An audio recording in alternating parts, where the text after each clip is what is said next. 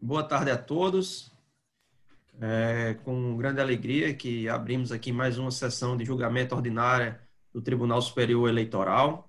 Hoje aqui temos em julgamento um processo que consta como recorrentes e recorridos os senhores Carlos Cunha, Marcos Rocha, Partido Comunista, como também os irmãos José e João Silva.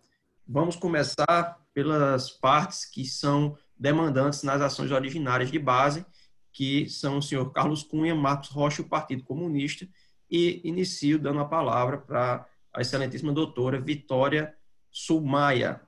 A senhora está com a palavra, doutora Vitória. Muito obrigada, Vossa Excelência. Vou iniciar.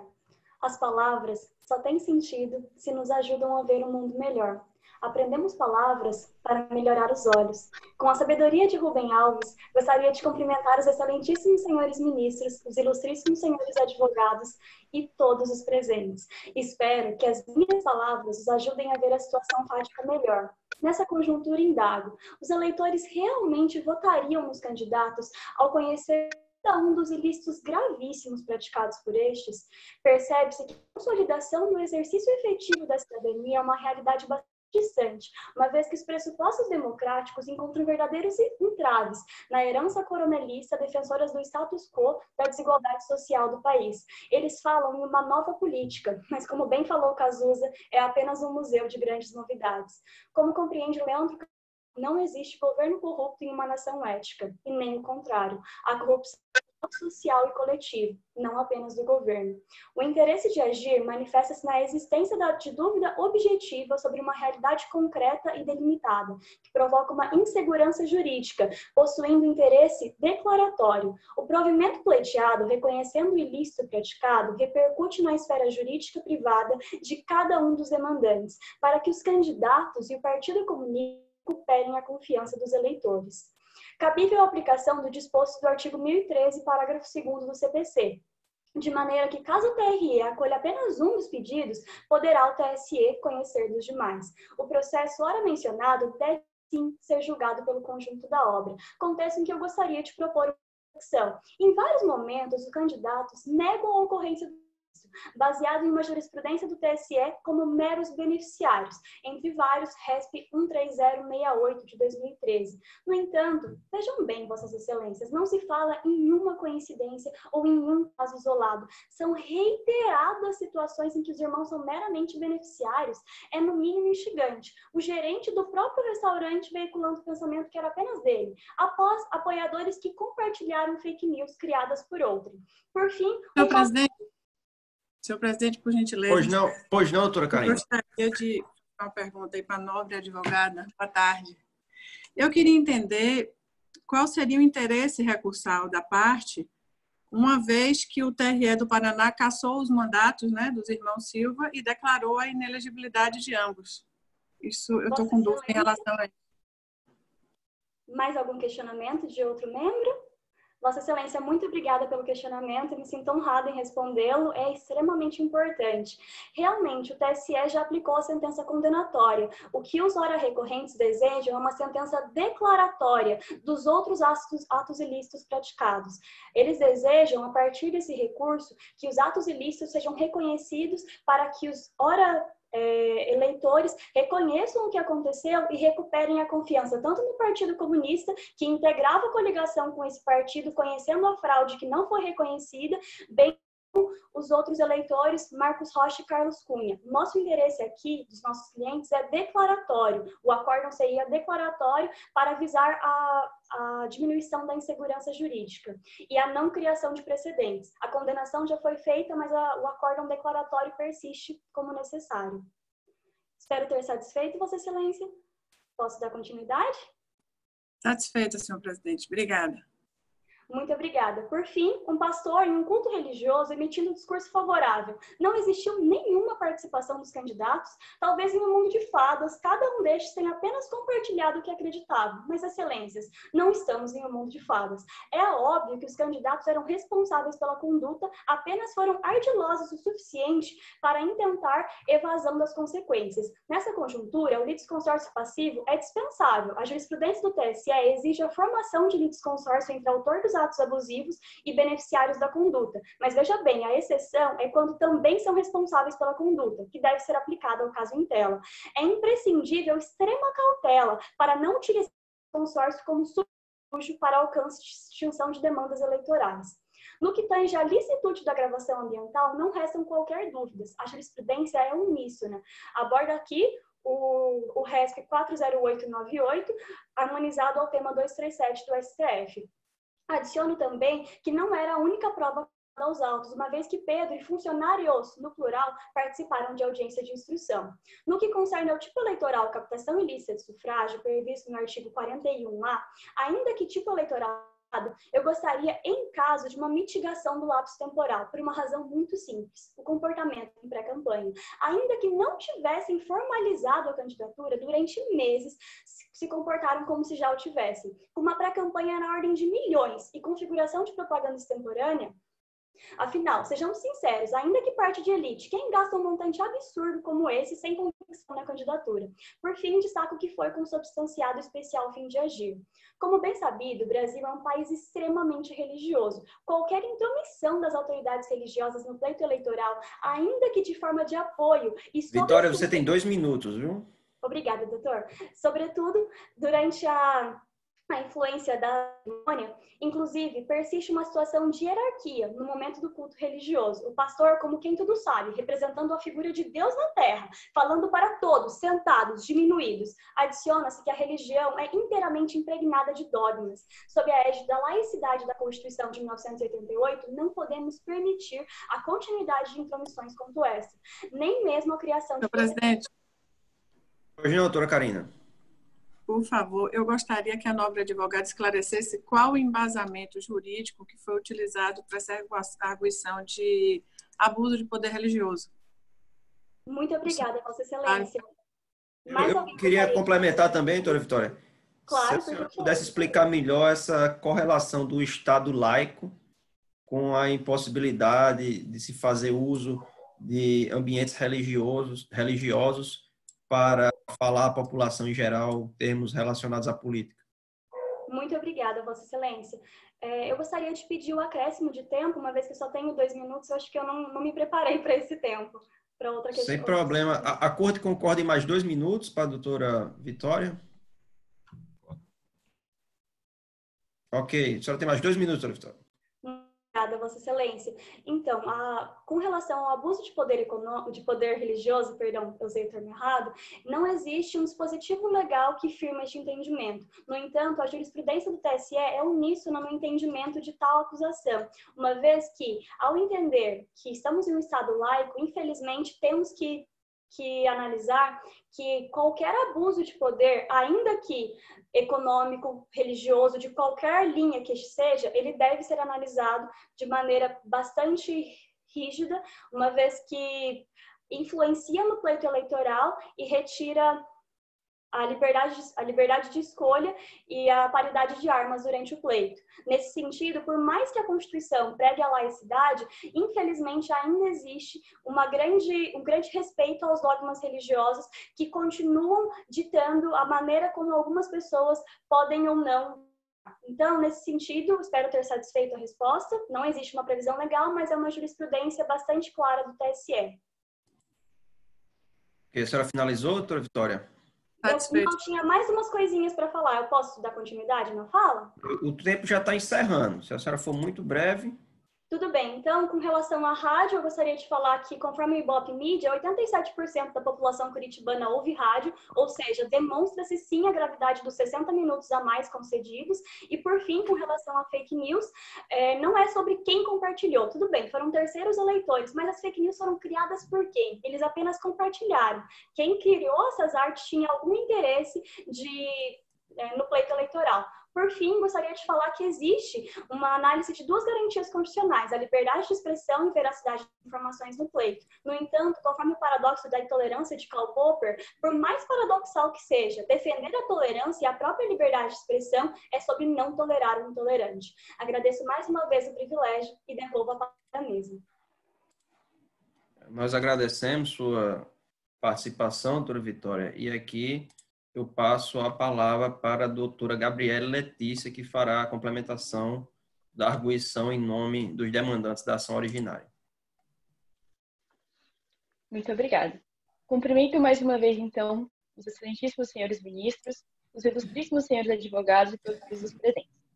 Dando continuidade acerca das questões de mérito, abordarei neste momento acerca da propaganda extemporânea, conjuntamente com o abuso do poder econômico, pois são ilícitos muito conectados. Então, sobre essas duas questões, gostaria primeiramente de lembrar que o financiamento de campanhas eleitorais é matéria de constante polêmica por ser foco muito comum de ilícitos. Então, por este motivo, a legislação cada vez mais busca mecanismos para garantir a equidade e a lisura da disputa eleitoral. Um dos maiores exemplos disso é o exposto... Perdão? Senhor presidente. Pois não, doutor Rodrigo. Eu tenho uma dúvida em relação a um tema que não foi abordado ainda, que acredito que é importante que o polo ativo esclareça a questão. Posso apresentar a dúvida? Pois não. Em relação ao polo passivo das demandas, não constou o vice em algumas delas. Eu queria saber em relação a preliminar de litisconsórcio passivo em relação ao vice-governador, que não consta de algumas das petições iniciais que ora em julgamento. Muito obrigado. Gabriela, a senhora se encontra em condições de responder, porque eu acredito que vocês fizeram a divisão dos temas. A senhora ficou com mérito, foi isso? Sim, na verdade, sim. Se encontra em condições de Poderia responder? repetir a pergunta, por favor? É com relação ao litisconsórcio passivo lado. necessário do vice-governador, que não foi incluído no polo passivo da demanda originária. Ah, sim, entendi. Para esse assunto, acho que seria melhor a gente responder, então, talvez na réplica, porque pela divisão de temas eu não seria a melhor pessoa a responder ao questionamento. Pois não. A senhora retoma a palavra. Poderia continuar, então? Então, voltando, falando sobre a questão da propaganda extemporânea, assim como o abuso do poder econômico. Como o financiamento das eleições é assunto de muitos ilícitos, estava comentando sobre como a legislação buscou mecanismos para que a maior equidade de lisura fosse buscada. Então, os artigos 22 e 22A dispõem sobre a obrigatoriedade de uma abertura de CNPJ e conta bancária específica para a movimentação financeira das campanhas. Isso não ocorre antes da data prevista legalmente para a propaganda eleitoral. Por esse motivo, apesar de alguns comportamentos da pré-campanha serem permitidos, eles são permitidos desde que gastos sejam ínfimos. Entretanto, o contrário aconteceu com as condutas de João José Silva. Neste ponto, é necessário afastar termos abrangentes e vamos buscar um pouco de objetividade. Afinal, ainda não damos a devida gravidade aos valores que se falam na pré-campanha. Em uma breve busca pelo site do Tribunal Superior Eleitoral, encontramos os seguintes tetos de gastos conforme o eleitorado paranaense na eleição de 2018. O deputado federal poderia gastar até 2,5 milhões de reais durante a campanha. Já o governador estadual, 9 milhões e 100 mil reais. Adiciona-se a essa informação o conjunto de informações que o parquê juntado pelo Ministério Público, nós sabemos que João José Silva ultrapassaram esse limite. Então, pode-se concluir que, no mínimo, foram gastos na campanha 11 milhões e 600 mil reais durante esse período. Dessa forma, finalmente chegamos aos números da pré-campanha. Se esta foi o dobro da campanha, 2 vezes 11 milhões e 600 mil reais, estamos falando, excelentíssimos, do valor de 23 milhões e 200 mil reais utilizados da margem da legislação aplicada. Fica claro que, em primeiro lugar, é impossível entender logicamente como simples atos de pré-campanha comportamentos que chegaram a esse valor. É cristalina a conduta de propaganda antecipada. E, em segundo lugar, não há como se falar em equilíbrio na disputa eleitoral, uma vez que foram gastos 34 milhões de reais em alguns meses. Isso juntando tanto a pré-campanha quanto os valores gastos na campanha. Isso seria equivalente ao salário mínimo de 32 milhões de brasileiros. E lembra-se ainda que a segunda parte do texto do parágrafo 3º, já citado do artigo 22, é muito pontual. Vou pedir licença para poder ler. comprovado abuso do poder econômico, será cancelado o registro da candidatura ou cassado o diploma se já houver sido otorgado. Ainda, a todo momento, reitero que o poderio gigantesco da família Silva assombrou a eleição de 2022. Enumere-se. Primeiramente, João Silva deu à vontade entrevistas a mais o quanto precisasse, pois se tratava de rádio de sua própria família. E como a doutora Vitória já comentou, existe gravidade nesse uso indevido desse meio de comunicação. Também, foram 75 eventos que, se dividirmos por mês e semana durante 6 meses de pré-campanha, totalizam 3 eventos antes de começar a data legalmente estabelecida da propaganda eleitoral. Também, João Silva ofereceu cargo público, conforme gravado, conforme já ouvimos, que é uma Gabriela, para a moralidade imprescindível no... A senhora tem 2 minutos. Gostaria de solicitar à mesa a adição de 1 minuto e meio para a finalização do pensamento, por favor. Eu acredito que 1 minuto seja suficiente, já que a gente diferiu o pedido para a réplica. Diferiu a pergunta. Entendi. Então, continuando, também João Silva ofereceu cargo público para que seus funcionários pudessem ter um desempenho melhor em seu restaurante. Ele agiu de tal forma que a administração pública virou mero prêmio de funcionário do mês. E ainda, gastaram os irmãos todo esse montante, né, de 34 milhões, sendo 23 milhões, sem respeitar o princípio da legalidade. E como se isso ainda não fosse suficiente, ainda o Partido Comunista ajuizou a ação de impugnação de mandato eletivo por fraude e existência de Caixa 2. O que não é surpresa, tendo em vista que por 2 vezes os limites não foram respeitados e constam gastos não declarados. Então, é de suma importância salientar nessa altura do debate que este não se limita apenas em discutir se João e José Silva são culpados ou não. Aqui também estamos tratando do direito que tem Carlos Cunha, Marcos Rocha, integrantes do Partido Comunista e todos os demais candidatos de participar de uma eleição que seja justa. E mais uma vez questiono, como se é de falar em eleição justa se há sentidos tamanhos ilícitos? O Brasil é um país grande, é um país diverso, e ele encontra historicamente muitos entraves por causa do histórico de corrupção. Nos últimos anos, conseguimos algumas vitórias pela justiça. E por isso, o brasileiro estava muito desacreditado dos políticos, dos seus integrantes. Então, sabendo disso, os candidatos, aqui João e José Silva, utilizaram essa fragilidade para vender como produto uma proposta de nova política. Porém, suas condutas mostraram outro lado. As velhas tentativas incansáveis de estar acima da lei para a obtenção de sucesso ilegítimo. Então, reiterando também a pergunta feita pela doutora Vitória, será que os eleitores votariam nos irmãos, ainda que soubessem todos esses ilícitos? Ainda há muito que se esclarecer. Então, por esse motivo, nós ainda ressaltamos que é necessário que se mantenha a cassação de mandatos e a declaração de inelegibilidade dos irmãos Silva, como também a Corte conheça os demais ilícitos, para que todo paranaense saiba o que veio por trás desse custoso marketing, o que há por trás dessa nova política. Agradeço a todos pela atenção. Passo a palavra à mesa. Nós que agradecemos, doutora Gabriela. E aqui eu passo a palavra para os advogados que representam os demandados na ação originária. E acredito que vamos começar pelo doutor Marcos Felipe. Não é isso, doutor Marcos? Então, Agradeço pela palavra, excelência. Vossa Excelência está com a palavra. Agradeço pela palavra, excelência. Na oportunidade que saúdo Vossas Excelências, na pessoa do presidente deste egresso Tribunal Superior Eleitoral, bem como os eminentes ministros, novo Procurador-Geral Eleitoral e nobres presentes. Excelências, estamos diante do julgamento por conexão das 3 AIGs e da AIME de, mais do que tudo, uma afirmação do processo democrático e a garantia de um processo judicial eleitoral justo, valores estes inerentes a um Estado democrático de direito. Para isso, concentrarei minha fala na abordagem dos aspectos processuais ou preliminares que são necessários na busca por um processo judicial eleitoral justo. Inclusive, procuro o processo eleitoral justo juntamente com a outra parte, que me causa um pouco de angústia, porque tentaram a todo custo passar por cima de aspectos processuais eleitorais para fundamentar uma cassação que não tinha nenhum fundamento.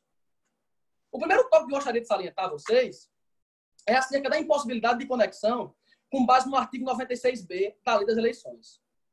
O corregedor do Tribunal Regional do Paraná, relator dos processos ora em comento, determinou a reunião por conexão das demandas com base no artigo 96b, o que, na nossa ótica, merece total reforma por esta Corte.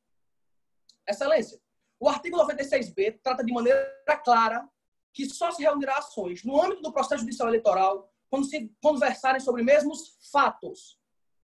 Por esta razão, não deve ser aceito o entendimento exposto no Código de Processo Civil. Haja vista que o artigo 96b traz características próprias ao processo judicial eleitoral, que diferem das expostas no Código de Processo Civil. O que, no seu artigo 55, parágrafo 3º, fala como semelhança em causa de pedir e pedido. Aqui, o artigo 96b é claro. E quando há uma legislação específica para ser aplicada no caso concreto, essa se sobressai ao regramento geral. Ou seja, estamos diante aqui de mesmos fatos para que se possa reunir as demandas por conexão. Na lição de Adriano Soares da Costa, os mesmos fatos que dispõe o artigo 96b dizem respeito a fatos brutos. Ora, excelência, aqui estamos diante de fatos com lapso temporal enorme. Não são os mesmos fatos brutos. Nesse sentido, inclusive, o Tribunal Regional Eleitoral do Amazonas, no julgamento do RE 16049, assentou que os parâmetros utilizados para a reunião de ações no âmbito eleitoral não são causas de pedido nem pedido, mas sim fato bruto, o qual não prescinde de qualificação jurídica. Outro ponto que eu gostaria de salientar é do vício insanável na propositura da primeira AIGE. No dia 12 de agosto, antes do registro de candidatura, frise-se, o principal adversário de João Silva, o senhor Carlos Cunha, ajuizam a AIGE, alegando haver captação ilícita de sufrágio e propaganda antecipada. O artigo 22 caput da Lei Complementar 6490 é claro ao trazer como pressuposto para o ajuizamento da AIGE a condição de candidato a quem ocupar o polo passivo. No presente caso concreto, excelência, os recorrentes não tinham sido escolhidos nem em convenção partidária, que sabe podiam ser considerados candidatos. Logo, os recorrentes não possuem legitimidade para figurar no polo passivo da primeira AIGE. Vício este que eu gostaria de apontar às excelências como insanável, pelo momento processual. Haja vista que o prazo decadencial da AIGE já transcorreu. Logo, não pode ser sanado esse tipo de vício. Senhor presidente. Excelência. Opa. Pois não, doutor Rodrigo. Eu tenho uma dúvida para apresentar para o doutor Marcos a respeito da primeira preliminar tratada.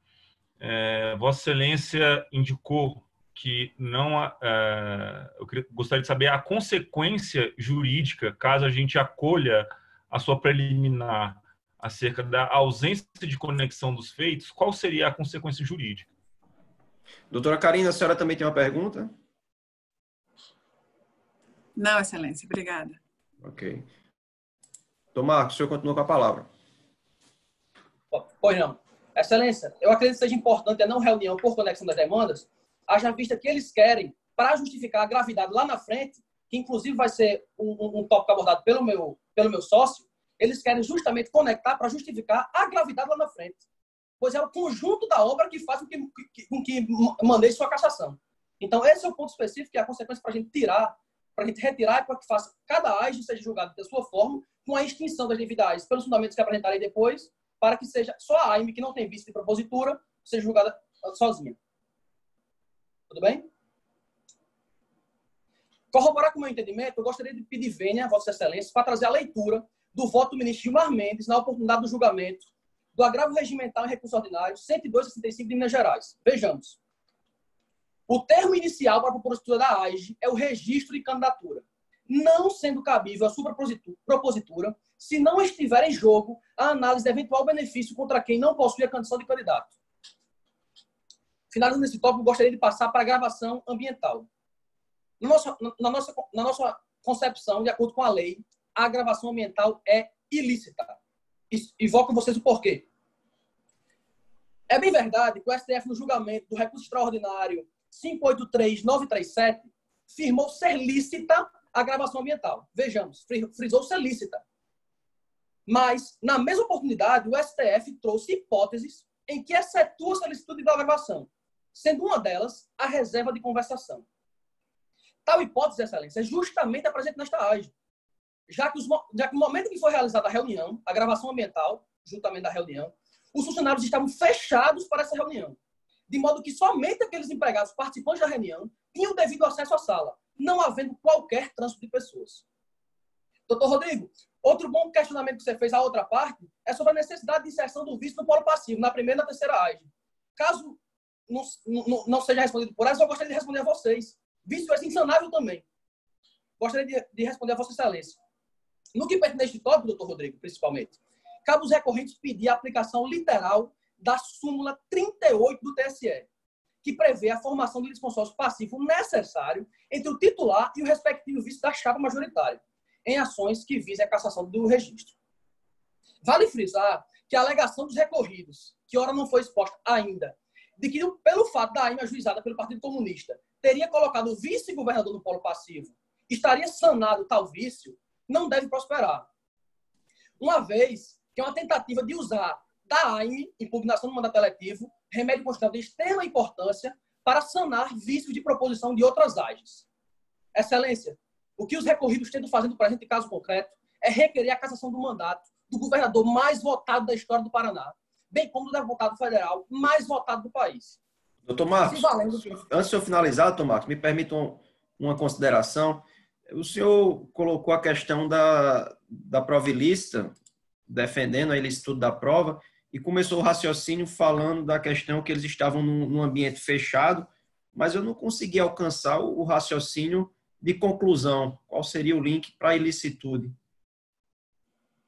Doutor Arthur, oportunamente posso pedir mais 2 minutos para que possa responder tanto outro questionamento como esse?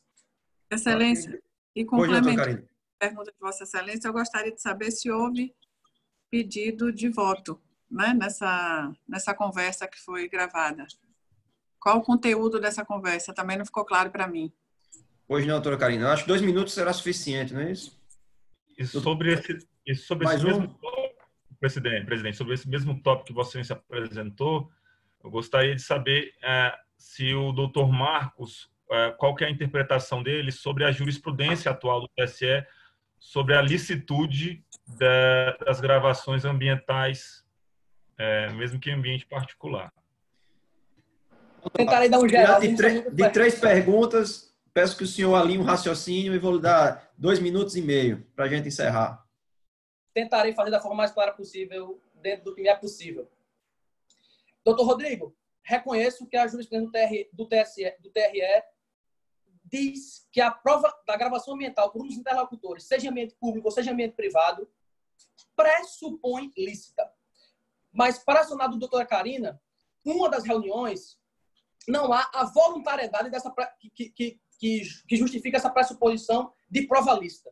Pois, numa das reuniões, quem chega para perguntar sobre a possível compra de votos é um funcionário e não um gerente que tem qualquer relação que seja com um dos candidatos, pré-candidatos no momento. Então, um dos pontos é a voluntariedade. Doutor Arthur, o ponto que justifica, que eu gostaria de deixar bem claro para Vossa Excelência, é justamente a exceção trazida no julgamento do recurso extraordinário 583-937, que fala sobre reserva de conversação. Naquele momento, Excelência, em que só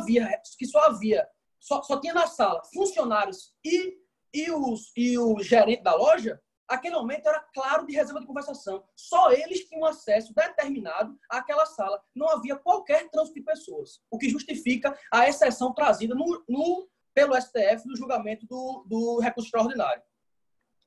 A fim de finalizar a necessidade de inserção do vice no polo passivo... Doutor Marcos, o tem 2 minutos, viu? Já com o acréscimo. Sem problema. Gostaria de salientar a vocês, Excelência, que os recorridos tentam fazer no presente caso é requerer a cassação de mandato do governador mais votado da história do estado do Paraná, bem como do deputado federal mais votado do país, se valendo de malabarismos processuais, tentando juntar cacos de vidro para fundamentar tal possibilidade, o que não deve ser tolerado em nenhuma hipótese por esta Corte. O último ponto que eu gostaria de tratar com Vossas Excelências, antes de passar a palavra para o meu nobre sócio, é sobre a necessidade de formação de litisconsórcio passivo com o gerente do restaurante e o presidente do centro espírita. Essa colenda da Corte, na oportunidade de julgamento do RESP 32503, de relatoria do ministro Luiz Roberto Barroso, firmou entendimento serviço no sentido da formação do litisconsórcio passivo entre as pessoas às quais seja diretamente atribuído na petição inicial a prática de condutas ilícitas e os candidatos beneficiados desta conduta. Por essa razão, Excelência, o acordo, de maneira acertada, não adentrou na análise de abuso de poder religioso, que é tópico este que vai ser enfrentado pelo meu nobre sócio. Já que não há do que se falar nesse tipo de abuso, se o responsável pela prática deste não foi nem sequer colocado no polo passivo da demanda. Ou seja, Excelência, na segunda AIGE, o Ministério Público aponta um possível abuso de poder religioso, mas não sequer coloca o responsável pelo abuso. Ele coloca só o beneficiário. Então, provavelmente, na minha concepção, na concepção desses causídicos, o Ministério Público reconhece que não houve abuso de poder religioso nenhum, pois nem sequer coloca o beneficiário, o causador do abuso, no polo passivo da demanda. São essas minhas considerações. Peço desculpa se extrapolei alguma coisa do tempo e passo a palavra agora para o presidente para que possa dar prosseguimento da sessão. Eu agradeço, Tom Marcos, e já passo de imediato a palavra para o doutor Arthur Carvalho para as suas considerações. O senhor está com a palavra, doutor Arthur. Pois bem. Excelentíssimo senhor ministro-presidente, excelentíssimos demais ministros, excelentíssimo procurador-geral eleitoral, excelentíssimo relator. Eu inicio minha sustentação oral, excelências, rememorando um fato ocorrido no Supremo Tribunal Federal, em que, na oportunidade de um julgamento nesta corte, o ministro Aires Brito profere a seguinte frase: está-se aqui diante de um duplo carpado hermenêutico. E aí eu peço licença ao ministro Aires Brito para que recoloque, da nova interpretação, a recolocar esta frase, adaptando ao caso concreto que temos em tela, que aqui, excelências, estamos diante de um duplo carpado processual feito pelo Ministério Público. E digo isso porque a ação de investigação judicial eleitoral proposta pelo Ministério Público no dia 30 de setembro de 2022 delimitava as seguintes causas de pedir: propaganda antecipada, abuso de poder econômico e uso indevido do meio de comunicação, com as sanções limitadas à multa e inelegibilidade. Aí, excelência, no dia 15 de abril de 2023, o Ministério Público vai na AIGE e junta aos autos aditamento da demanda, uma demanda que já tinha passado por toda a instrução processual, uma demanda que já estava estabilizada porque havia transcorrido os prazos decadenciais das demandas eleitorais. A oportunidade que o Tribunal Superior Eleitoral enfrentou o tema, e aqui eu cito a AIGE 19.4358, conhecida como julgamento da chapa Dilma Temer, de relatoria do ministro Herman Benjamin, em 2017, inclusive com um parecer brilhante do Dr. Luiz Fernando Casagrande Pereira, que, fazendo a relação com o direito comparado, ressalta a importância da estabilização dessa demanda, porque aqui nós estamos a tratar da estabilização da democracia, ao passo que a gente trata da continuação de mandatos eletivos. E aí eu cito que, nesta oportunidade, o Tribunal Superior Eleitoral fixou a impossibilidade de aditamento quando este aditamento vai ocorrer após o transcurso dos prazos decadenciais das demandas eleitorais, justamente que essas demandas já adquiriram a estabilização. E aí, excelências, é por este motivo que os recorrentes pedem o não recebimento do aditamento. Mas, excelência, o que é que o Ministério Público traz nesse aditamento? Ele traz 2 novos fatos. Primeiro, que não é 2 novas provas sobre fatos já relatados na inicial. São 2 novos fatos. Quais sejam? A extrapolação do limite de gasto, que, para atingir a extrapolação desse limite de gasto, o Ministério Público soma os gastos eleitorais da candidatura de governo e de deputado federal nas eleições de 2022 no estado do Paraná. E aí ele tem uma extrapolação de 8 mil. E como o Ministério Público faz essa somatória, este causídico faz aqui a somatória do teto de gasto. E aí nós temos 11 milhões e 600, excelência. Aí o Ministério Público pede um abuso de poder econômico reconhecendo uma extrapolação de limite de gasto de R$8 mil em um universo de gasto de 11 milhões e 600. E faz de forma unilateral e ausente de ampla defesa e contraditório. O que não é possível, excelência. Talvez a prova aqui seria, no máximo, a ser discutível em PPE, em procedimento preparatório eleitoral, jamais em uma ação de investigação judicial eleitoral. Excelência, e o segundo ponto que eu trago, que o Ministério Público traz de novo fato, é o abuso de poder religioso. E aí eu convido esta Corte a uma simples leitura do artigo 22 da Lei 64/90. Basta da leitura desse artigo, excelências, que nós não encontramos o abuso de poder religioso na legislação eleitoral pátria. Então, o que se tem é um pedido atípico, a atipicidade. E é impossível o Tribunal Superior Eleitoral se estender a interpretação para aplicar a sanção. É o entendimento da própria Corte, como eu menciono também o entendimento da doutora Maria Cláudia Buchianeri, na sua dissertação de mestrado, como eu menciono também o entendimento do doutor Luiz Fernando Casagrande Pereira. E aí aqui um exponencial, excelências. Há um exponencial, porque ao passo que o recorrido pede essa configuração do abuso de poder religioso, que é atípico, ele ainda pede que é de forma autônoma. E eu relembro a vossas excelências que nas oportunidades que o Tribunal Superior Eleitoral reconheceu o abuso de poder religioso, foi porque esse poder religioso estava atrelado a outro tipo de poder, seja o poder econômico, seja o abuso de poder político ou até mesmo o uso indevido dos meios de comunicação. E para sustentar isso, eu cito o recurso ordinário 537-003 de Minas Gerais. Doutora, a senhora tem uma pergunta? Tenho sim. Um minuto, Aqui, doutor Arthur. Pois não. Eu gostaria de indagar o doutor Arthur, porque eu fiquei com dúvida aqui em relação aos gastos na pré-campanha. Certo. Porque a partir do registro do candidato e com a abertura do CNPJ, é que a Justiça Eleitoral ela tem uma fiscalização efetiva com relação a esses gastos de campanha. Então, eu gostaria de saber como é que se justificou esse gasto na pré-campanha do candidato dele, do candidato que ele representa. Excelência, o advogado pede prorrogação de tempo. A corte acha razoável quantos minutos? Doutor Rodrigo? Acho que o mesmo tempo que foi acrescido para... Mas o doutor Marcos teve 3 perguntas, né? 2 minutos para o doutor Arthur, já que vai ter que desenvolver. 2 minutos, doutor Arthur. De acordo. Vossa Excelência, é bem verdade que há um indicativo de uma extrapolação que seria o dobro, e aí é feito em aditamento, como eu disse, de forma unilateral pelo Ministério Público, que é um relatório produzido pelo próprio procurador eleitoral. E aí, Excelência, o que nós temos são 75 eventos presenciais que compareceram os meus clientes, que isso aí é fato incontroverso. E o que a Justiça Eleitoral reservou para a pré-campanha é um espaço cívico de debate. É um espaço cívico, como diria o doutor Tiago Aires, que denota gastos naturais.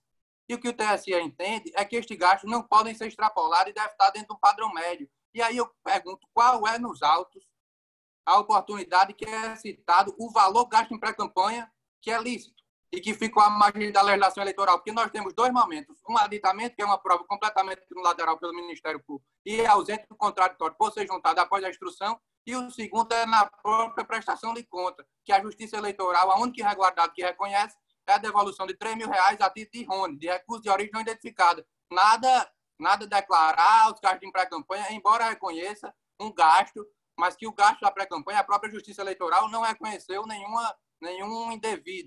uso indevido desse gasto.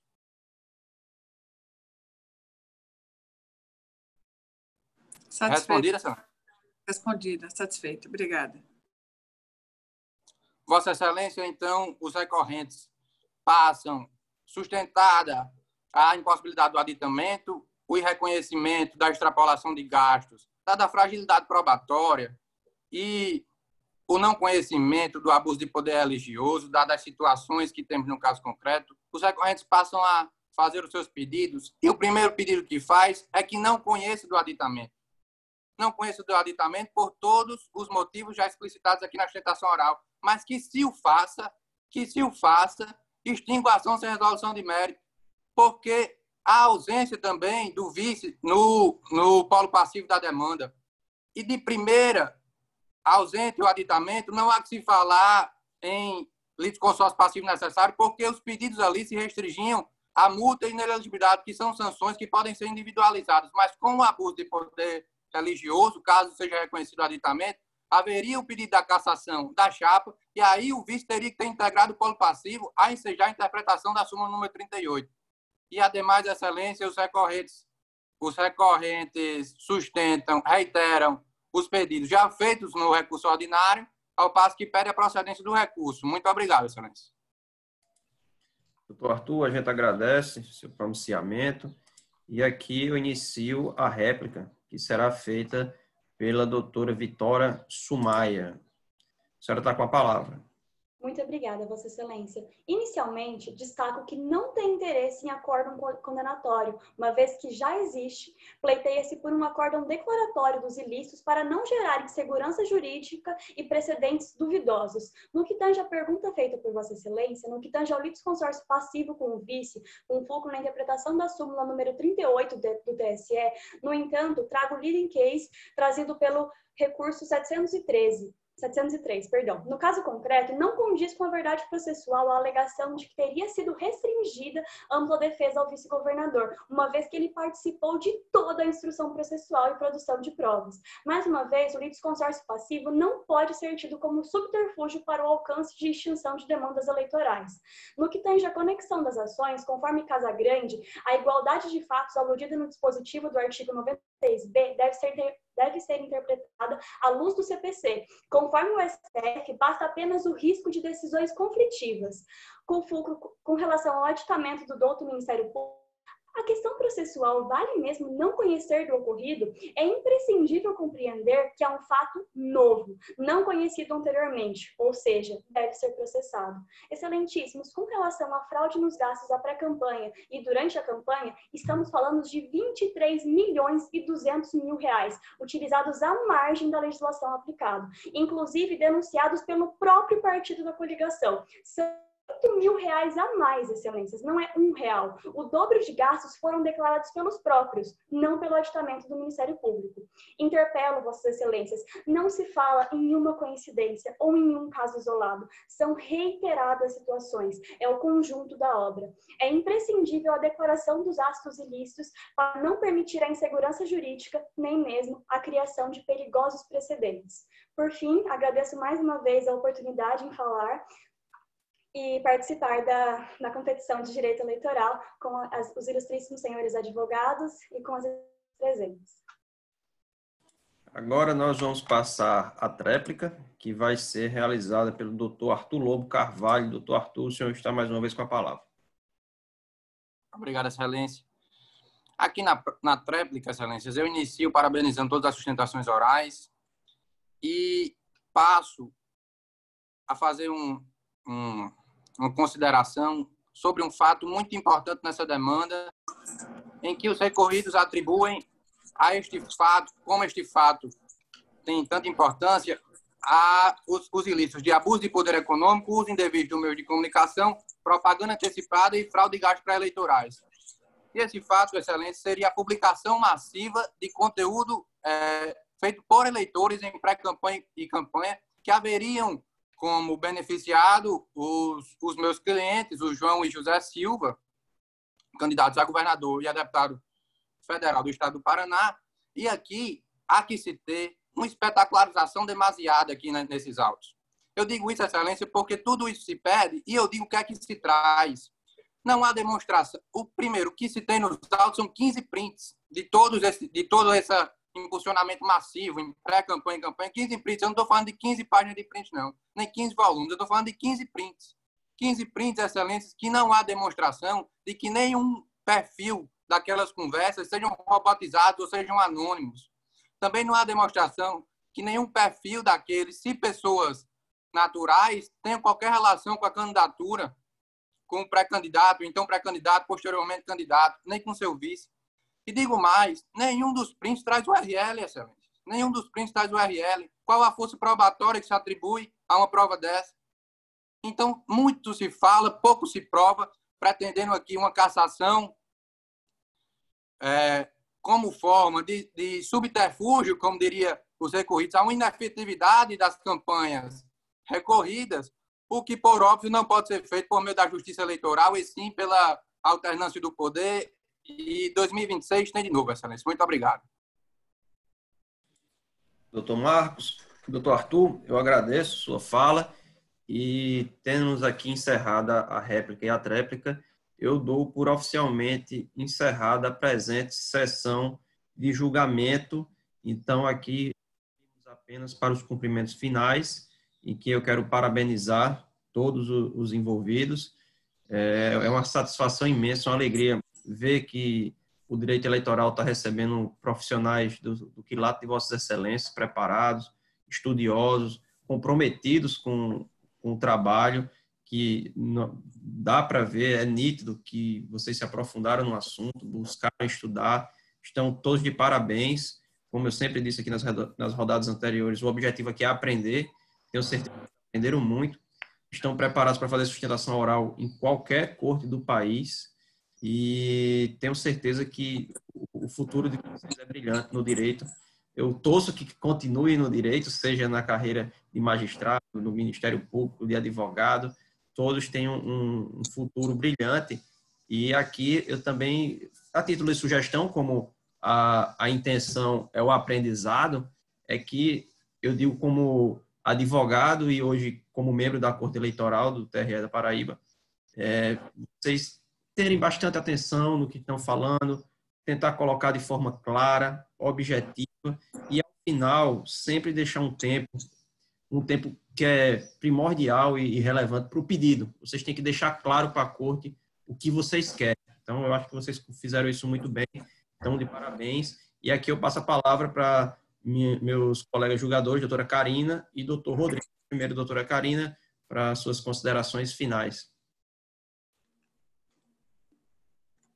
Eu também gostaria de agradecer o convite, né, por poder participar desse evento, ao lado de doutor Rodrigo, doutor Arthur, de doutora Laila. Para mim, é um prazer enorme. Doutor Marcelo também apareceu agora aí no vídeo. É um prazer enorme estar aqui com vocês. E gostaria também de parabenizar as equipes, né? Hoje o nível de sustentação foi bem elevado, eu participei de uma outra sessão, gostei muito também, mas parabéns aí pela atuação de vocês.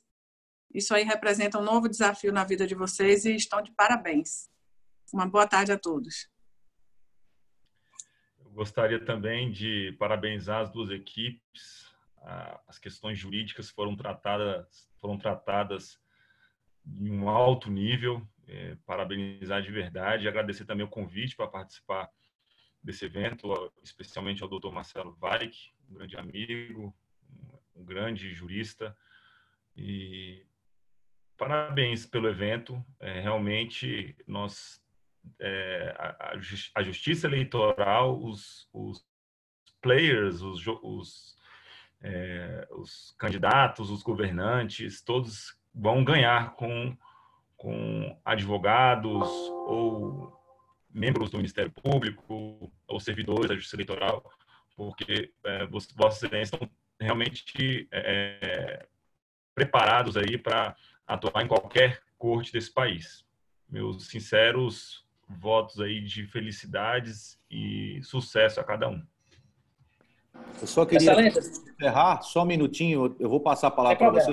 Só queria agradecer, parabenizar as competidoras e os competidores. Eu estava aqui fora da sala, mas estava acompanhando pelo computador da Laila aqui o desempenho de vocês, parabenizar pelo nível. A gente vê que já na segunda rodada, né, vocês já estão mais soltos e começa a desenvolver melhor o trabalho, é óbvio, isso faz parte. A advocacia é repetição, erros e acertos, né? Isso é importante que seja. Eu queria agradecer enormemente, muito mesmo, hoje a nossa última participação do doutor Arthur Fialho nas classificatórias, mas eu tenho certeza que eu vou contar com ele nas semifinais, né? Também a doutora Karina Canguçu, muito obrigado. Estou à disposição. O queridíssimo Rodrigo, obrigado, Rodrigo, né? Agradeço muito a vocês, viu? Muito mesmo. E desejar aí uma excelente competição, bons resultados, né? Espero que posso vê-los aí nas semifinais. Lembrando que vamos classificar 8, né? Das 55 equipes, 8 serão convidadas aí para a fase final da competição. Tá bom? Doutor Arthur, devolvo a palavra. Acho que o nosso Marcos quer falar aí, né, Marcos? Pois não. Com a palavra.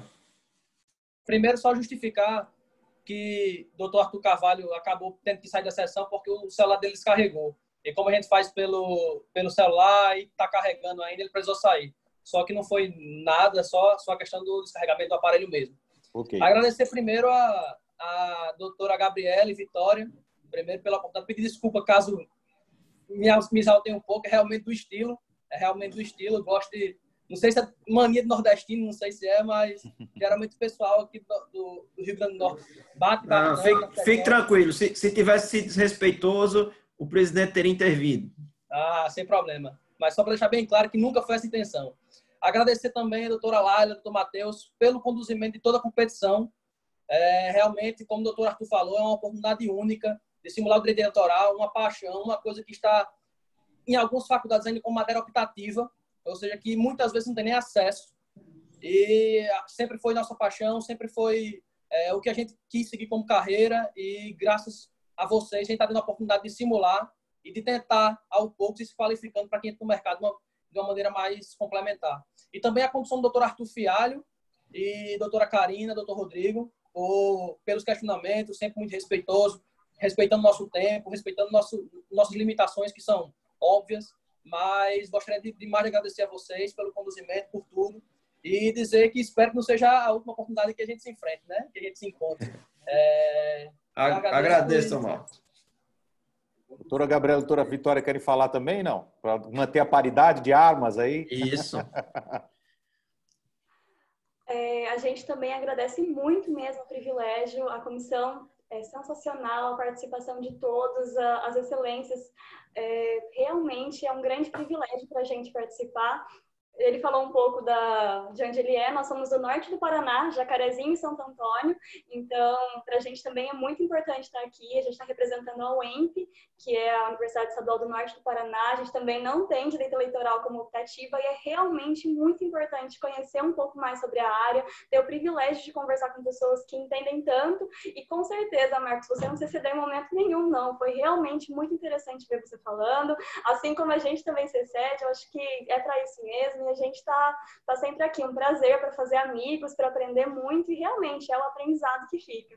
Muito obrigada, realmente é um grande privilégio para a gente, como eu faço questão em cada uma das sustentações, é um privilégio. E eu falo para vocês, doutor Marcelo está aqui de prova, doutora Karina, doutor Rodrigo, no universo eleitoral existe um clima todo especial, por mais que exista um embate nos processos, quando acaba o processo, finaliza o julgamento, são todos amigos. É uma grande família o direito eleitoral brasileiro. Cada estado tem seus núcleos e esses núcleos se congregam no país. É um fator bastante peculiar da justiça eleitoral. Vocês vão notar isso no futuro. Doutor Marcelo, dê a honra de encerrar a sala como grande organizador do evento.